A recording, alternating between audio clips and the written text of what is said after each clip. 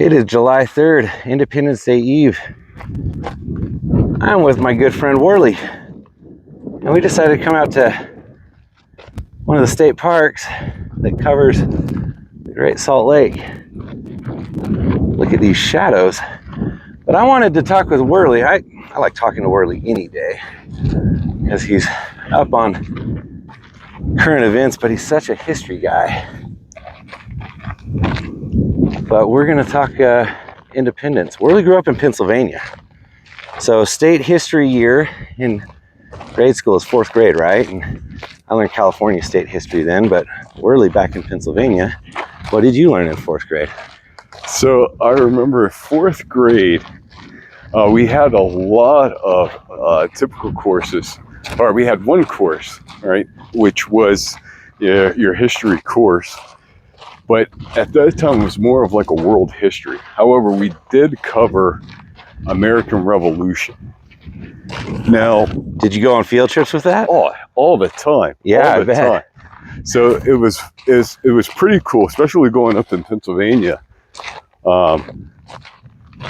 During the, for history classes, when we had field trips, our field trips would be to, Gettysburg, or we would go to, one year we went to, well, and this was, mind you, when I was in the high school, but as a freshman, we had a field trip to Colonial Williamsburg, where we went to Jamestown, because it's right there. It's right like, how far away was that from you? Like 3 hours? 3 hours. Dang.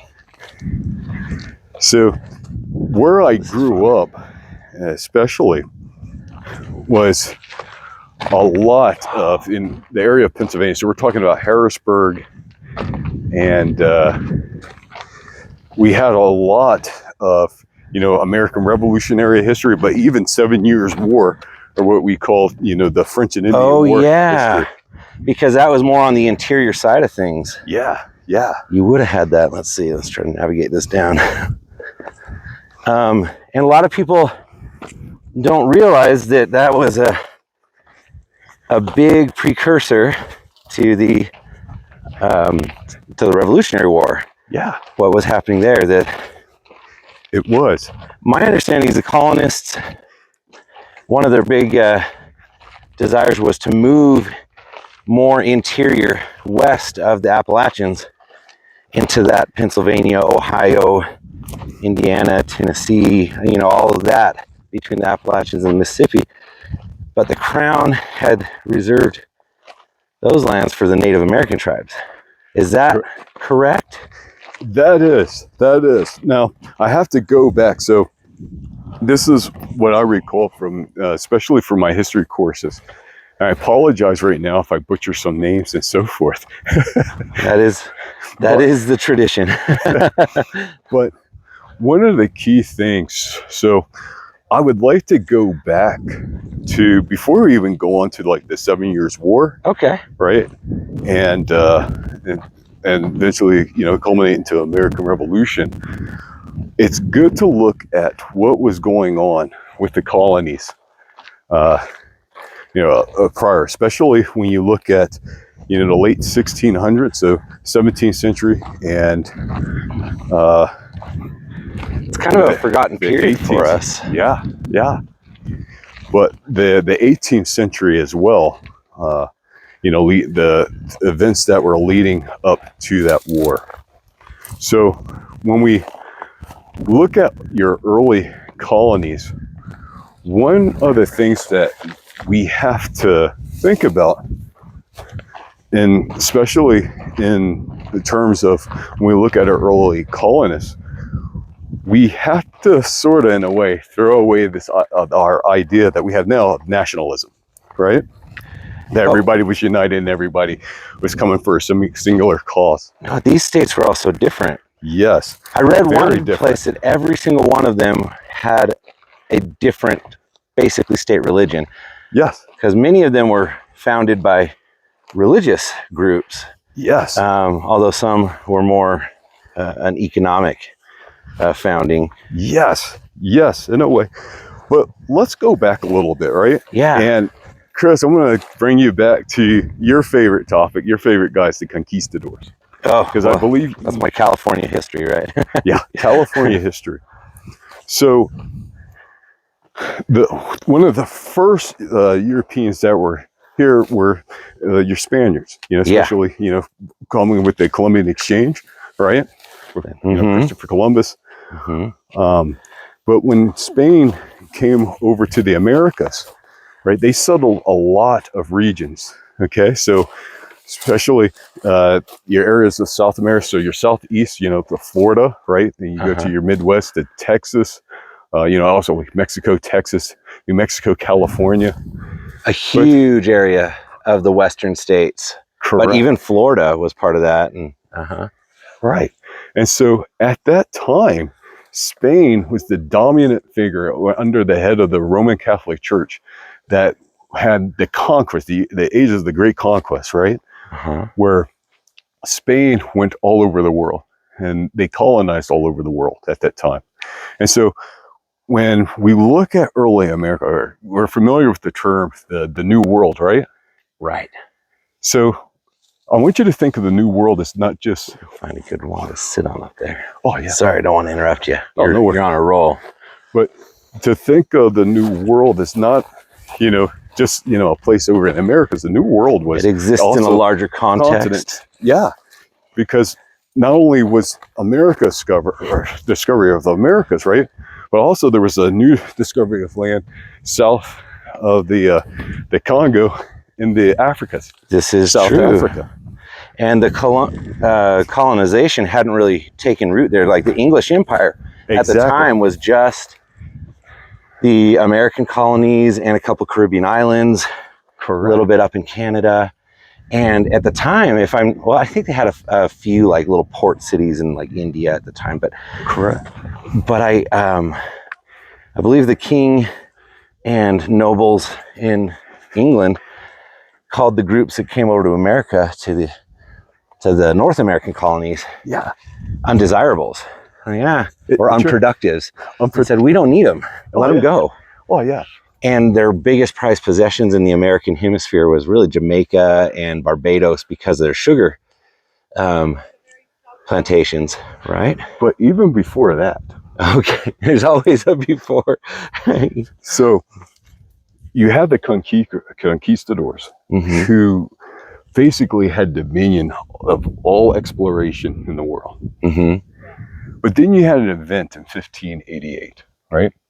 Now, Spain was known for its sea vessels, right? Its armada, right? And so with the strength of its the Spanish armada, they could protect the seas. They could stop. They basically had power, control over the world, right? But when the Spanish armada was defeated in 1588, it took away Spain's power over the seas. And they needed that to protect the New World effectively. Not to protect, but they had control. They had, first dibs. They gave the Spain the first dibs on like new territories. Yeah, and this is kind of the rise of the English Navy becoming this dominant power. Correct. So now you have the destruction of the Spanish Armada, right? There's more freedom to pass through to go to new lands, right? And so the subject, and we have to go to England around, I want to say, in the late 1500s, up to 1607, right? Okay. Because there was good 170 years before our revolution. Correct. Wow. And so England at the time, right, especially under the rule of Queen Elizabeth, right, she was very hesitant about going to the Americas and colonizing the Americas. But there was a gentleman by the name of Sir Walter Raleigh who came and said, well, we can make something happen if we look at Virginia. Virginia has some productive areas so that we could, grow some cash crops. Right? And being that, one of the cash crops, well, during this time too, I mean, the big one being sugar, right? But, I'm not sure if had they stumbled across the tobacco as a cash crop yet? So we're going to go into that. We're still early on that. Okay. So tobacco was a cash crop as well, but sugar was your main crop. sugar plantations, and a lot of time the wealth of sugar, right, was one of the things that that fueled the age of exploration, right? Areas to grow sugar.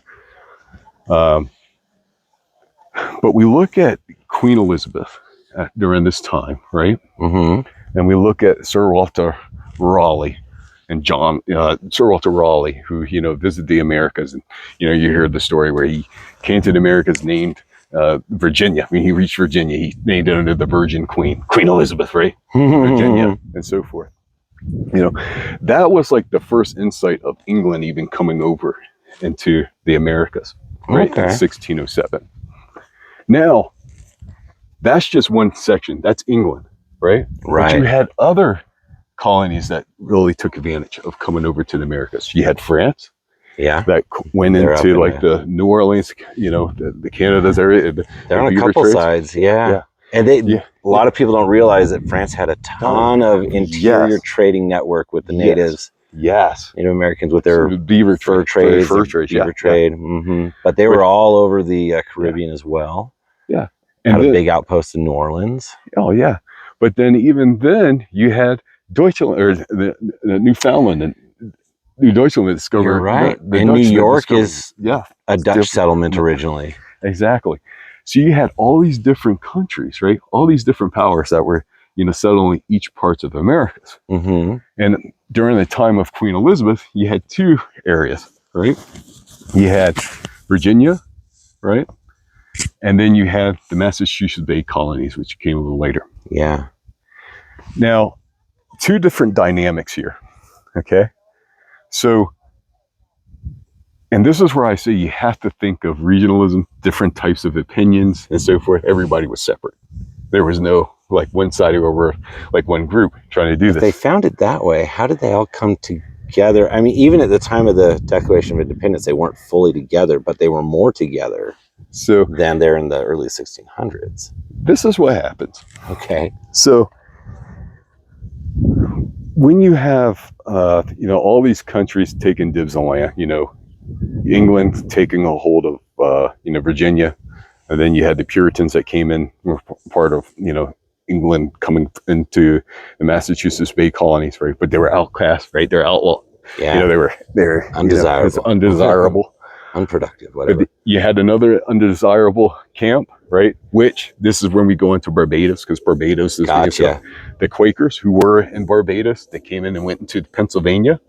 They were Barbados first? Yeah. They went through, So they were in the South Americas first, and then they eventually wound up in Pennsylvania in 1681. They actually bought it from the Dutch. Oh, really? Yes. Huh.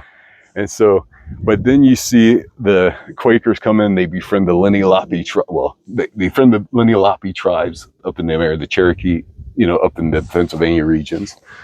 But you have and they got really good at making oatmeal. and oil, Quaker State, Oh, yeah. Then you had the Germans that came in, right? And the Germans started coming into the Pennsylvania areas and so forth. True. But what you have in essentially, and mind you, this is like an overview. So this is like, you can go talk forever, like each detail of each territory. But when we culminate, and we're going to move a little bit further now, right? To when things start coming, I guess, start becoming concrete or solidified, right? Like different territories, right? Let's jump a little bit to, the 1730s, right? So it's like 100-year jump.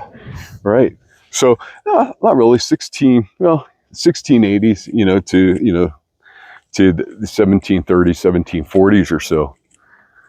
But now you have, this eastern side of America that is fully colonized, right? You have different territories.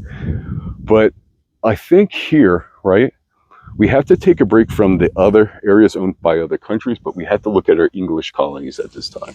Okay. Because they take precedence in the War of American Revolution. Okay. So these English colonies, which we have, now it's bloomed by like 1730s, 1740s. We have Maryland, right? We have South Carolina. We have, our 13th, Pennsylvania. now New Hampshire and Connecticut and Rhode Island have kind of broken off of Massachusetts, right? Yeah, yeah. So we have those territories. Virginia, a big one. Okay. Yeah. So you have these territories that are now solidified. But this is what was happening. Okay. So one, you had many, many wars. So all these colonies all the time were fighting against each other. You had all these wars, like pre-ops war, you know, all these wars, like inter-rival and fighting between colonies. Like we thought the Civil War was bad. Check out some of these wars like during the early colonial years. It was a bloody time. That's interesting. Right. Between colonies. Between colonies. Just English groups against each other. Yeah, you could go into Benjamin Franklin, who was scared to death one day because you had the Paxton boys that were coming from Pennsylvania that wanted to like run through Philadelphia and like overthrow, you know, Congress, you know, just a whole bunch of stuff. Huh. But like just all this like, you know, antagonism between like the colonies and so forth. But another key aspect of this area, right? And another key aspect, let's move from like the inter-rival fighting between colonies, right? And let's look at like what the English kings, right? The English monarchy is doing in this time, right? So the English monarchy, you know, even look at like Queen Elizabeth, right? Who was like sort of like iffy. Oh, I don't really want to go to the American side. I'd really like to stay here. But you know, each king had their different dynamic, different rule, monarchy. But you went through a period of, okay, you had the monarchy that would micromanage, and then another monarchy say, oh, I don't care what they do. Just let them do whatever. Let them build the colonies. I'm just going to leave them alone for a long time. Wasn't there King Charles? It was a leave them alone kind of guy. Exactly. He's like, look, just don't kill me. Right. So you had, you know, this King Charles, you know, all these monarchies that were, you know, one monarchy would have like an act directive hand, another monarchy wouldn't, right? Well, let's just, and in this case, if you're a colony, and when you've got your adventurers leaving England and just going abroad, exactly, they're kind of doing stuff on their own. Oh, it's not that they were sent out by the king or queen. Yeah. They were just like, let's go find out. And they would just take over these areas in Africa, Asia, out here in the Americas, and then right back and go, well, this is English now. Yeah. And I go, what? I would imagine that would create some tension with the nobles back in England too, who are going, they're making money, they're getting more influence, they have land, they're creating policy without permission of this, you know, this expansion. And some of those nobles are probably good with it because they saw opportunities. Some were probably not so good with it because it eroded their own power. Yes. And so, and you can feel like if you're a colony, and think about it, you got to think in the terms of like how they think. I'm Sir Worley Pace. Okay. Now, to it. In England, I am under the harangue of Parliament. I can't move up to anything because Parliament has control of everything. Well, I took a ship last week. I went to Virginia, grew some tobacco. Guess what? I own like hundreds and hundreds of acres of land, unchecked. I can do whatever I want on this land, right? There's no control over it. I don't have to worry about anything. So. And this is during a time when, you know, the king was like, okay, let Worley do whatever he wants. Well, that king just croaked because he just got beheaded, King Charles. Thanks a lot. Right? And now I got another king that's in there. And now they're micromanaging everything. And Worley, guess what? Hey, you know that land that you had there? Well, you thought you had it. I'm cutting that off. I'm going to give this. Going to do a micromanage. A little micromanage here. Well, I'm going to do a micro example. Yeah. You're in a spot where you're in a job, your manager, the CEO of the company really likes to let the people explore, create their own stuff. Yeah. And you're doing that and you're kind of creating these sub businesses for the business. Yeah. And then that CEO leaves and a new CEO comes in and goes, wait a minute, you guys have to report what you're doing account for every 5-minute increment of your time. We're going to put, you know, these trackers on your vehicle so we know where you're at all points. You're like, wait, hold on. I'm out of here, man. Yeah. And you might want to go to a country or a business, another company that works a little bit better, but a lot of people might want to just start their own thing. Yes. So these are the colonists. This is who we're descended from, or who our nation's descended from. Yes. So with that being said, let's just say this change in power, micromanage, not being micromanaged. When King George came in and he was a micromanager, right? And his predecessors what? Well, that was the last straw for the colonists. And so because of micromanagement, not micromanagement, the colonists got upset. They were exasperated. And so, you probably had some colonies that were more willing to be micromanaged because maybe their economy worked a little bit in coordination with that better. But we certainly had some colonies that were not good with being micromanaged. Yes. Maybe around Boston. Think around Boston. Maybe around Virginia. I don't know. Give me liberty, give me death. Guys like Patrick Henry. Yeah. You know, those guys. Yeah. Well, many historians argue, that was a cause. That was like one of the most main causes for this war, right? That they got micromanaged. Right. It was just off and on micromanagement. And it's sort of finally a trick. Because you have to think about generations now, right? We're not talking about like just 1 year. It's just like, okay, 10 years I'm enjoying freedom of like having like all the wealth. Then, boom, automatically, hey, no, that's getting cut. That's right. You're micromanaged again as a colony, right? And you're like, crap, I'm under parliament again. Like, what the hell? I had like 20 years where it was freedom. I could like live on the frontiers, do whatever I want. Right? And now I'm micromanaged. So now these guys who've never been here don't know what we're doing. Exactly. And they're trying to tell me what to do. Exactly. So now that we have this concept, like this framework of what is causing the urge, the angst against, which is like a cause for American Revolution, or it caused the colonists to rebel. Let's look at the situation now of what caused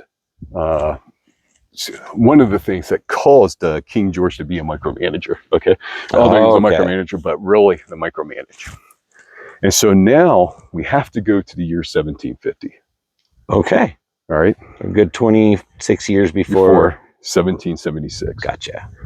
You had something in Europe called the 7 Years' War. Yes, that was a big one. In America, it was known as the French and Indian War. Now, this war, right? But it was the French-English War, but in multiple locations. Now, England at the time spent, under, William Pitt, the gentleman's name, they spent, I'm going to say like 80 million pounds. So it was like $3 trillion probably, like compared to like what we said now, to secure the Ohio Valley. Okay. That's Pennsylvania, Ohio, that whole area. Yeah. Right? Major rivers coming together. It's a big important point in the North American area. Yeah. So they spent, and I'm going to say, I want to say in the time it was 80 million pound, right? Or 80 million quid or whatever. But in Americans, what can we equate that to? Like 7 trillion, 4 trillion, I'm bad with numbers. A lot of trillions. Yeah, it's a lot of trillions, right? That's muchos pesos. So after the French and Indian War, and after the 7 Years' War, King George says, "Oh crap, we're in debt. England is in debt. We're broke. We owe, people here. We owe people there. We're in so much debt."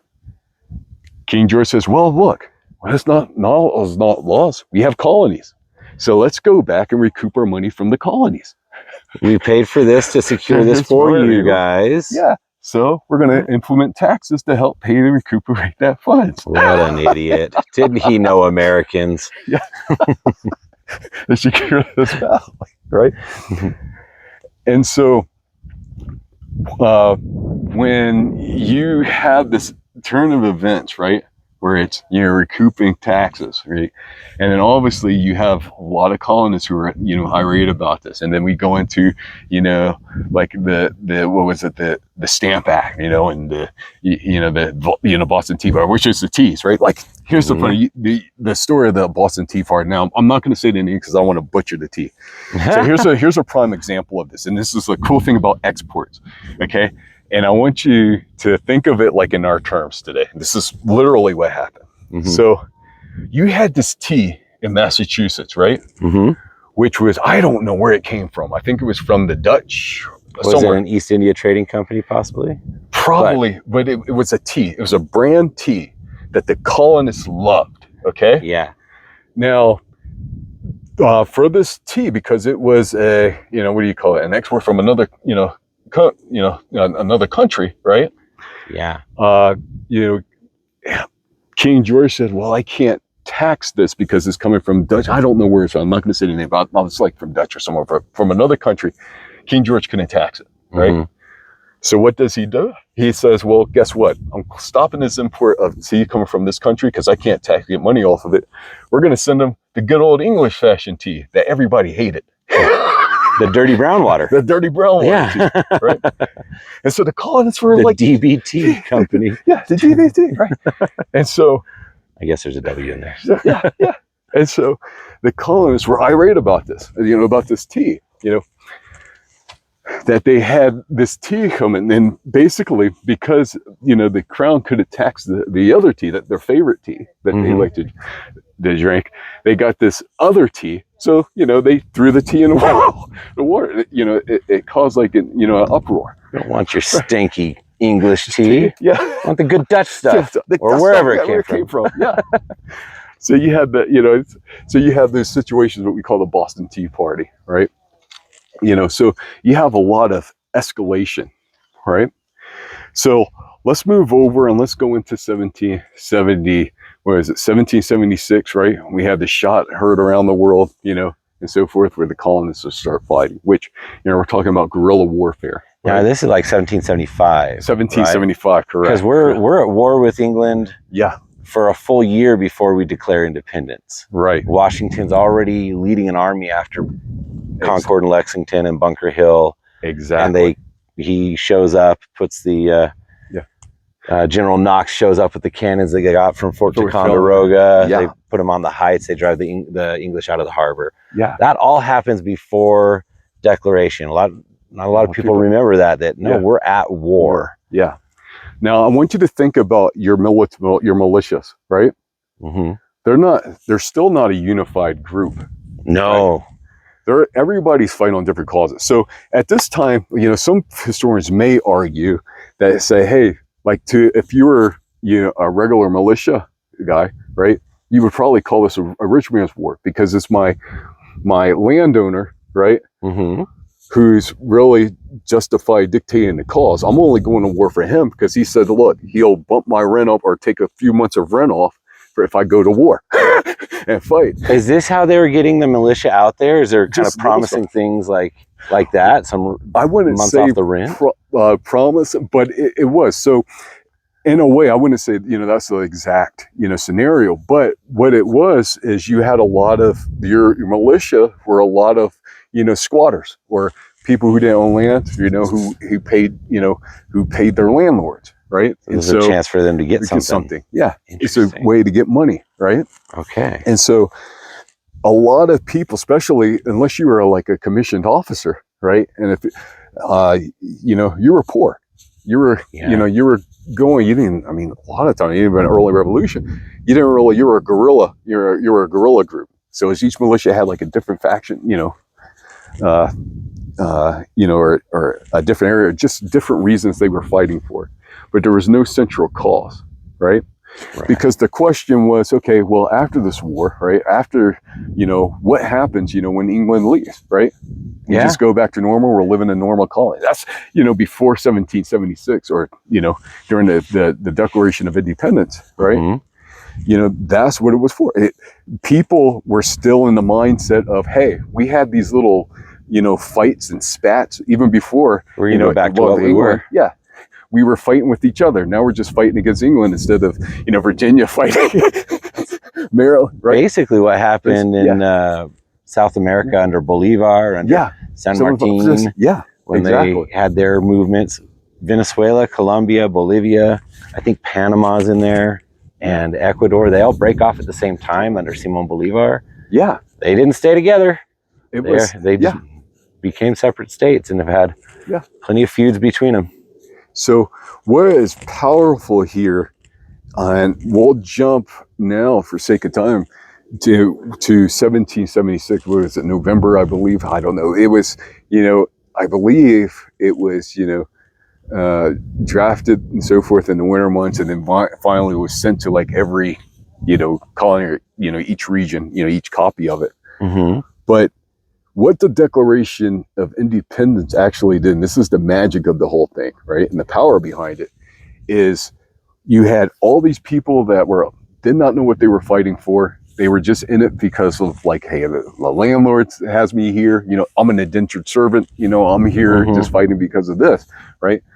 But it actually gave people a cause, because now instead of going to war with England just because of, hey, well, I'm just doing this for my landlord, it's saying, no, I am doing this so we can have an independent country of our own. No more micromanagement anymore. It excites the imagination, even though no one told them exactly what that country was going to be, how it was going to be governed. Exactly. Everybody kind of had their own idea of, well, that sounds better than living under micromanagement. And maybe it could be in whatever they invented in their mind. Exactly. That's a pretty enticing vision of something to fight for. Yeah. So the document is actually ingenious in a way, in how it like just, you know, basically just grouped everybody together and gave someone, you know, a people, you know, a singular cause of like what we're fighting for. Interesting. So here we are living in a time where it feels like we're more separated, and the Civil War time era was kind of this way too. I'm not saying that's where we're going, but not saying it either. But how do you unite a group, at least enough? I mean, there were still separate colonies, very different groups of people, but they found common cause to push towards something together. We're not at that point right now in our history. Sometimes we're not even there in our states, let alone our country. It's funny. Do we just need a World Cup every year to all love each other? Probably. Because that's what we're uniting on right now. U.S. men's soccer for a minute. You could say this, right? You could say right now, currently, we're going back to the early colonial days where we're bickering between each split up. Well, when you got, you know, Florida's governor debating California's governor publicly, that's not a fight, but it's, you know, it's a gentleman's engagement in these days. So that's, okay. Interesting. We haven't gone that far yet, but but they're not pistols at dawn. They're not taking off the glove and slapping each other and going. You don't have the Paxton boys coming in trying to storm up through Philadelphia. No, or the Ethan Allen boys, the Green Mountain boys. Yeah, the Green Mountain. They're like these ruffian gangs of the early colonies. Yeah. Wow, interesting. Well, they unified. Yeah. And I think we're lucky in terms of the people in that room who both created an ingenious document, the Declaration. Although it wasn't perfect, and one of the big paragraphs that got X'd out of there shouldn't have got X'd out of there, just for South Carolina and Georgia. South Carolina's I don't like South. They kind of stopped some things from happening that should have happened a lot earlier than they did, right? Well, here's another thing too. And let's bring, because this is a good time to talk about this. So, slavery, right, during American Revolution. Many historians argue, and they show this, and this goes into like one of the fascinating aspects of the war, right? So,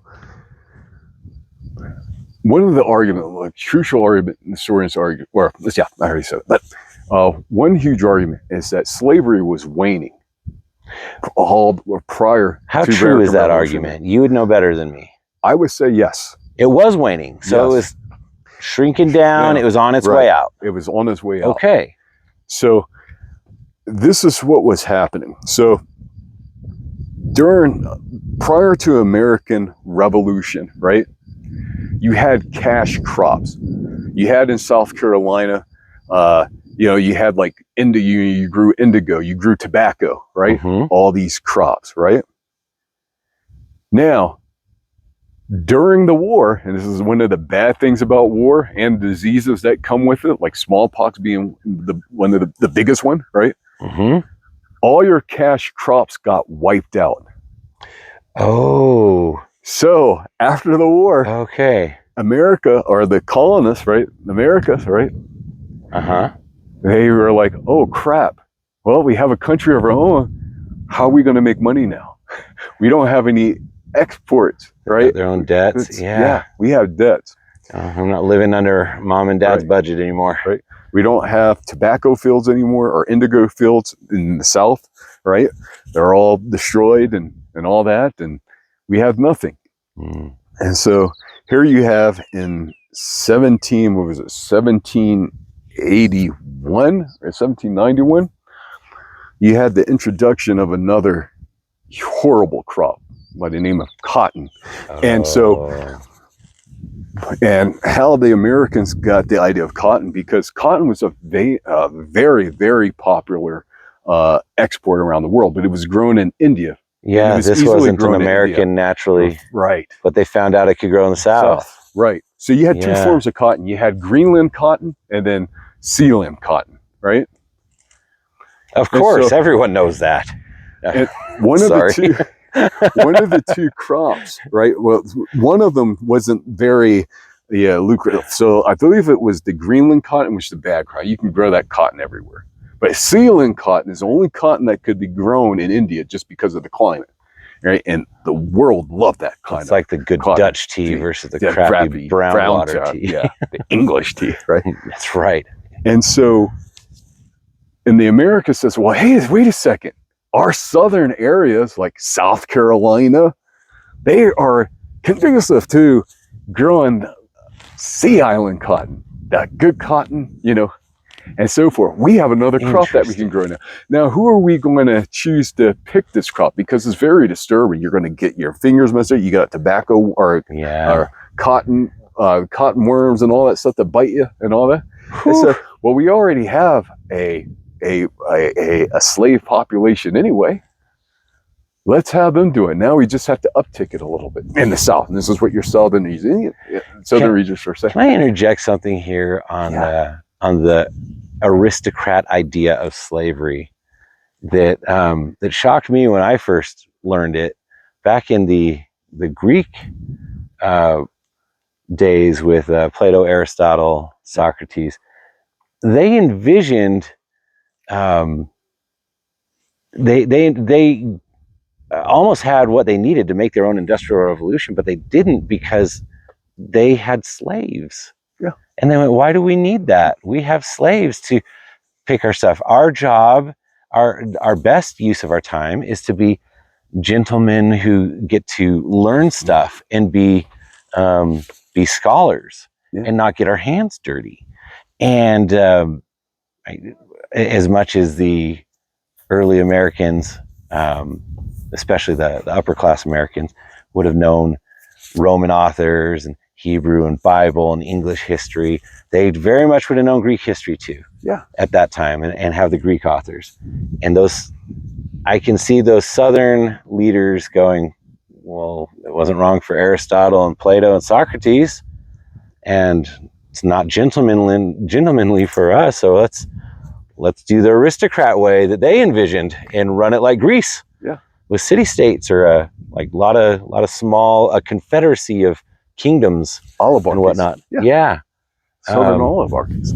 And I wouldn't be surprised to find some justifications in their writings leaning towards those ideas. There's always a double edge on every great civilization, right? But it was the thought process back then with colonization too, in a way, with the colonies. And I always say this, I had a good history teacher. He always says, well, you can't think in today's mindset. You had to try to go back to their way of thinking back then, how they would have thought. I want to give this a stab too.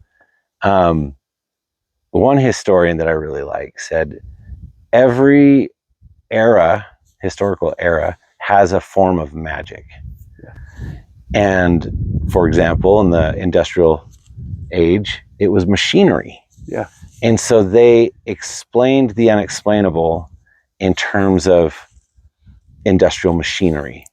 Oh, yeah. But prior to that, exploration and colonialism would have been kind of their mystery, their magic system, their unexplainable, but like their adventure. Yeah. And they would have explained things through kind of the Renaissance and the Discovery Age and things like that. And it would have influenced the way they saw each other and other humans and their opportunities and right and wrong. Their ethical system would have been very different than ours. Yeah. And what's the magic we live under today? Probably more technology and we have these magic devices. I'm holding one right now, recording a beautiful sunset. Yeah. A beautiful sunset. Yeah. I mean, if I'd have showed this to the American colonists back in the 1700s, it would have blown their minds. They probably would have said I was a witch. Yeah. And warlock. I don't know. Franklin would have loved you. Franklin, yeah. Franklin. Jefferson would have been a fan. Yeah. And let me know how this magic works. Okay. Sorry, I totally interrupted. But the history teacher that you said encouraged you to learn the way they saw the world, to understand their thought process. Because you can't look at past events with hindsight, as I should say. You can't look from you can't like with today's lens. Today's lens. Right. Yeah. They look totally different in today's lens. Yeah. Yeah. Well, because the whole social dynamics different too. The social norms. What were the social norms back then compared to the social norms now?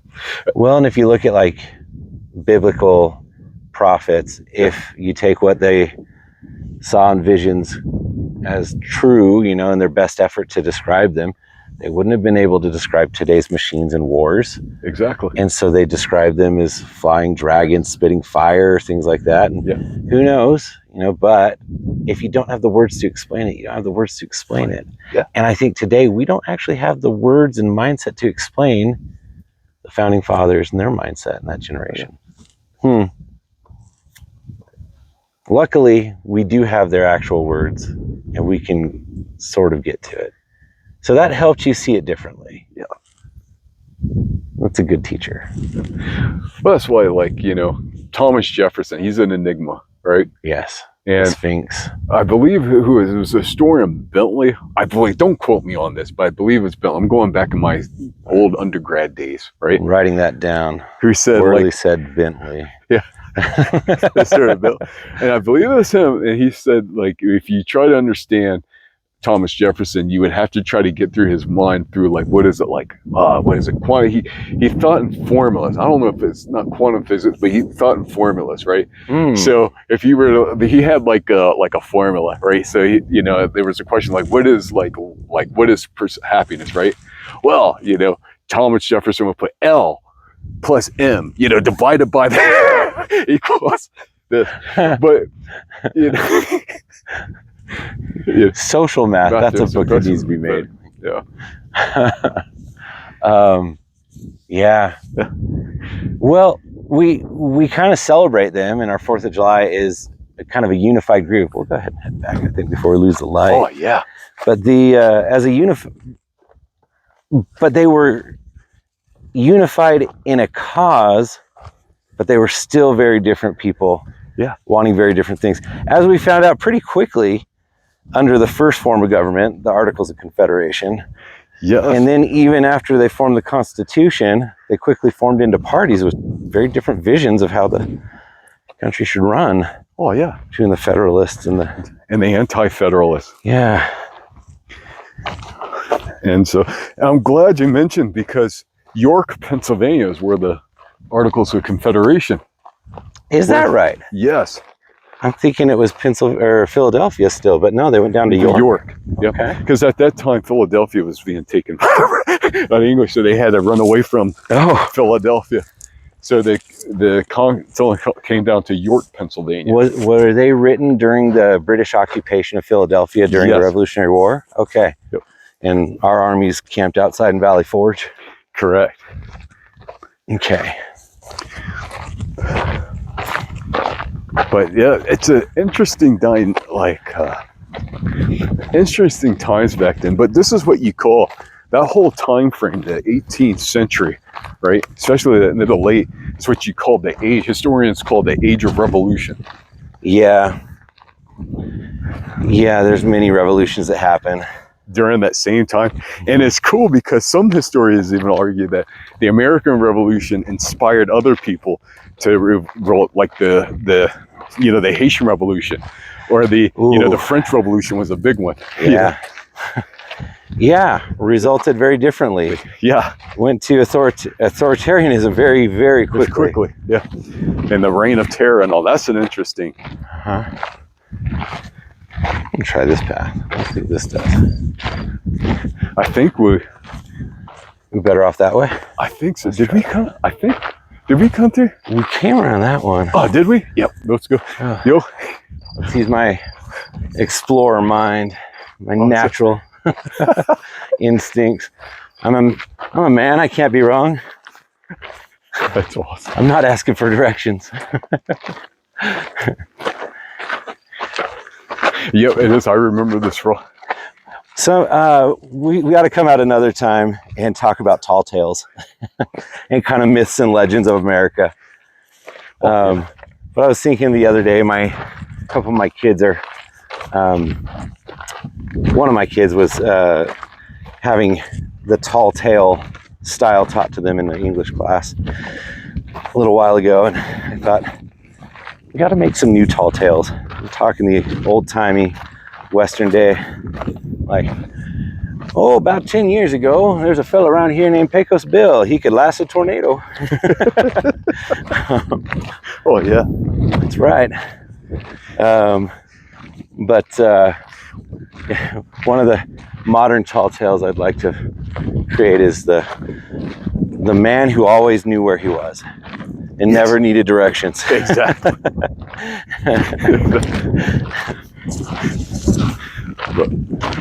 Interesting stuff. Now, when I lived in England, it's cool because obviously, English sees things in a different way. And I said, so here's another component. How many of the English actually supported the Americans in the Revolution? This is a question that's been on my mind for a while. I don't know. Because I'd watched the series Poldark a few years ago. Yeah. And their main character, Ross Poldark, is an English officer in the Revolutionary War. He gets captured but returns to England, and he, on his return home, he brings back some American ideas with him. Yeah. And kind of sympathizes with the Americans on the side of the revolution. I thought, how common is that? I think we... Oh, yes. I remember that bench. That's right. We came up this way. Yeah. Yeah, I'd like to know that answer at some point. But yeah, it's not a main point today. So, like, if you like, it's cool to look at American Revolution in English perspective too. Right. And so, one of the things is, you look at the actual fighting, right, and the power here. One of the things that you'll hear, a lot of English, especially when I go to the historical sites like Windsor Castle, they say, well, Yank, we gave you that. If we didn't have like all these other colonies we were warring for and all that, we would have left you alone. or we wouldn't have left you alone, right? It's true. And so it might not be wrong. Yeah. And so it's an interesting dynamic. And what you want to say is, you look at it and you say, hey, be happy that England was in debt too as well. Because that helped create,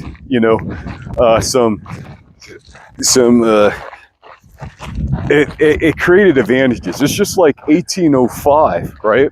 Mm-hmm. Napoleon was running into trouble. I mean, he had his troops, their butts were handed over to him by the Haitians, all this stuff. He was losing, right? Over here in the Caribbean, you mean? Yeah. Yeah. But because he was losing and he needed to fund stuff, he sold us all the West, which we live in Utah, his territory, to Thomas Jefferson for $5 million or so, $15 million. Yeah. We were the beneficiaries of that deal. So that's one of the things I love about history, right? It's like, oh man, you're there at the right time. It's the opportune time. just in the right space. They get stuff. So you can call that, the hand of God, like just moving, Oh, creating like ideal situations, gosh, that happens in our everyday life too. Yeah. We're in the right spot, or our friend is in the right spot, and we wish we'd have been in that spot. Oh, yeah. Well, here we are, recipients of that Declaration and that Constitution, inheritors of it. And there seem to be many interpretations of what those rights and responsibilities are and what it means to be an American.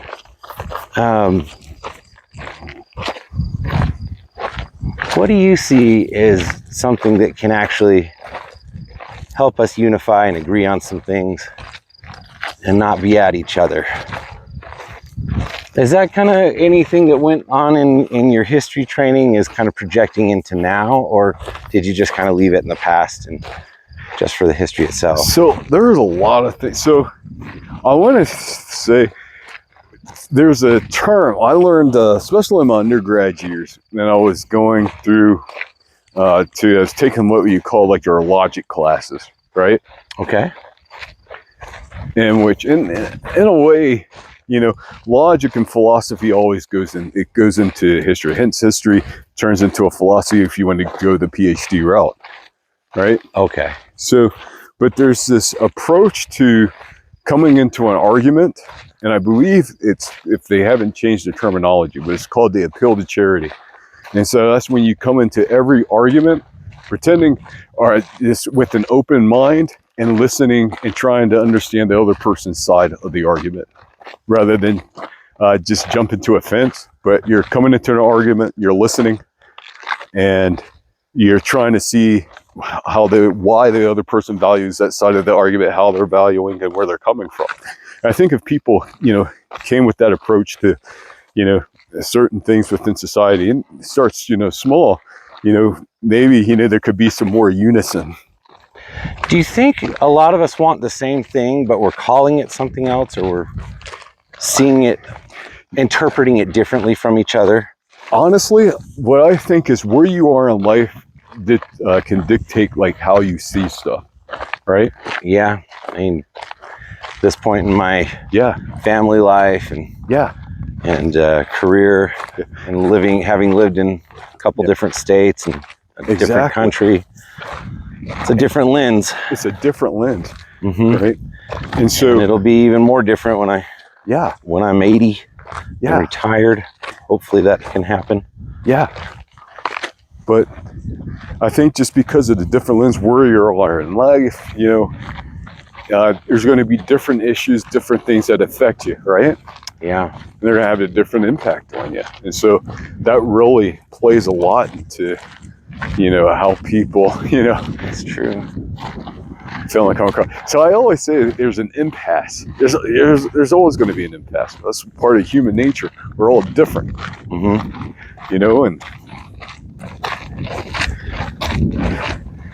but how do you develop that charitable approach that they talked about in your history classes, or your you know what, I say it's one of the hardest things, because we're all biased.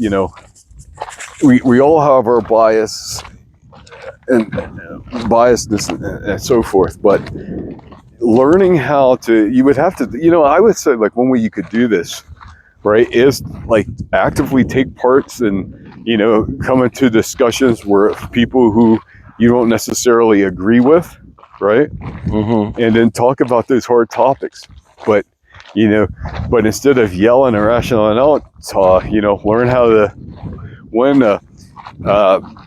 back your statements on why you believe, in this, that way. And both parties doing that. And, can you give me an example of a time where it worked for you, or you had somebody that had a very different mindset from you and you were able to get in that discussion and ask the right questions and kind of both of you be able to see each other's point of view better? Yeah, I would say Let me think.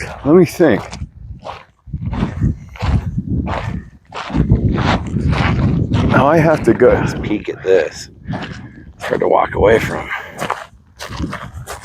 I could meditate on that image. Oh, yeah. If you guys are watching this and going, okay, I've watched this video once and heard the discussion about the American history, if you want to just turn on some great peaceful music and just watch that sunset, not a bad idea.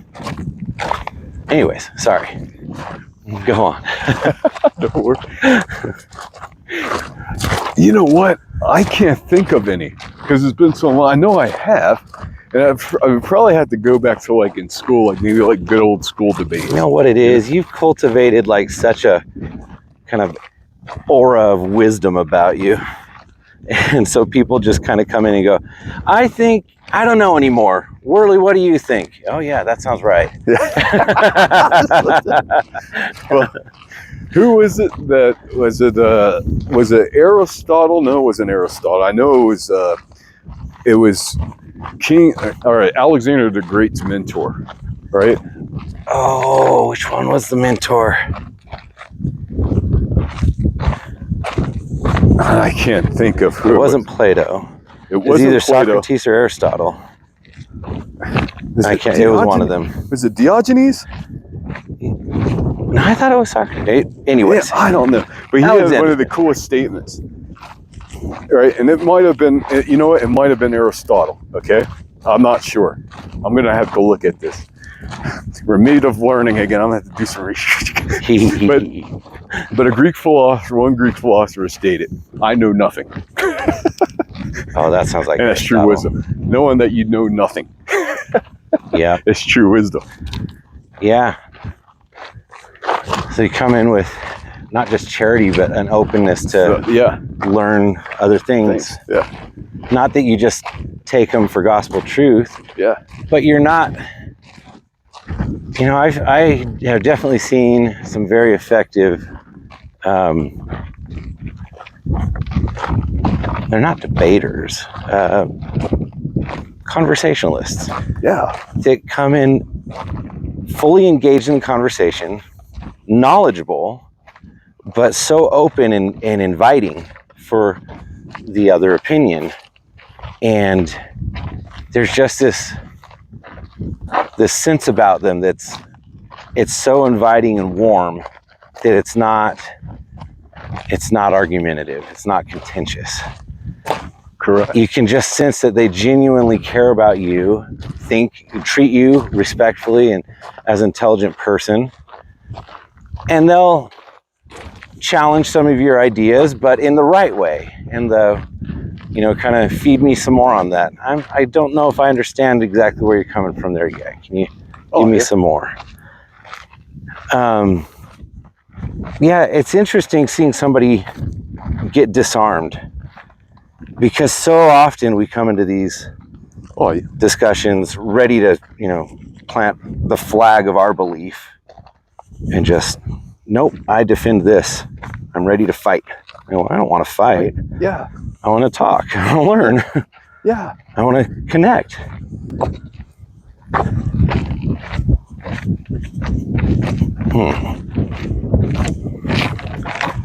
I think I'm lucky. I've had some really great people around me to demonstrate that. Even though I'm not great at it, I'm okay at it. And being okay at it is a lot better than what a lot of other people experience, it seems.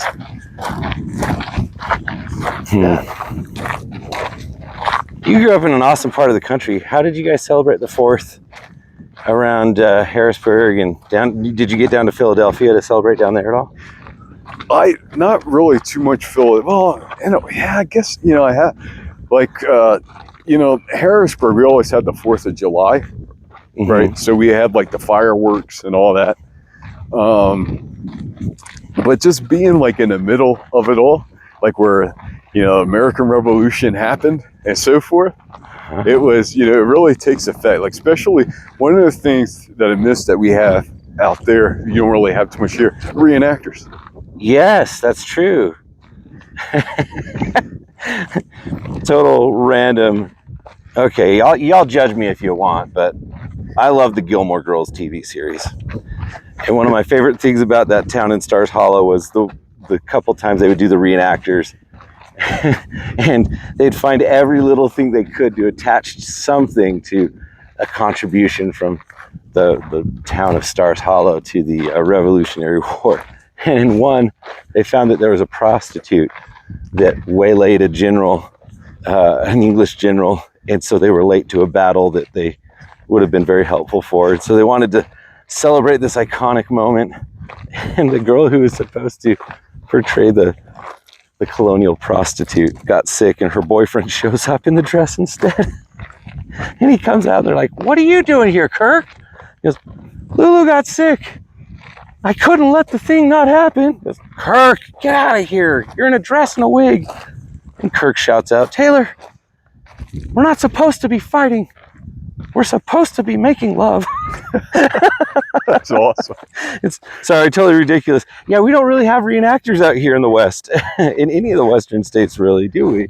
But you definitely get that back. Did you guys have Civil War reenactors too around Gettysburg? All the time. Okay. And so like that makes history kind of feel alive more. Yeah. That's awesome. And so just being in those areas, where you have the the reenactments, you have you're in the middle of all that stuff, it's cool. I didn't realize I would miss it so much when you're away from it, Yeah. That'd be fun to experience one back there. Oh yeah. Yeah, a lot of the American history didn't feel very connected for me until I actually lived back in North Carolina. Oh yeah, North Carolina, yeah. And that's when I realized the South had a bigger part in the war than I realized. Not just Yorktown, but cowpens and the swamp fox and Nathaniel Greene's campaign in the South. Yep. And the British bombardment of Charleston that didn't go as fast as I thought it would. Oh yeah. Thanks to those palmetto trees. Oh yeah. We can get one last look at the sun here. This has been lovely. And this is what I'm talking about, guys. I can't feel alone. I can't feel depressed when I'm gifted these amazing natural sights and such good people around me, like my friend Worley here. I just texted him earlier this week and went, "Worley, you and me, Antelope Island, let's catch a sunrise or a sunset and talk some Revolutionary War stuff." Worley's like, "I'm in, brother." Hey, this has been enjoyable. If you hung around the whole time, thanks. Have a great night, everybody.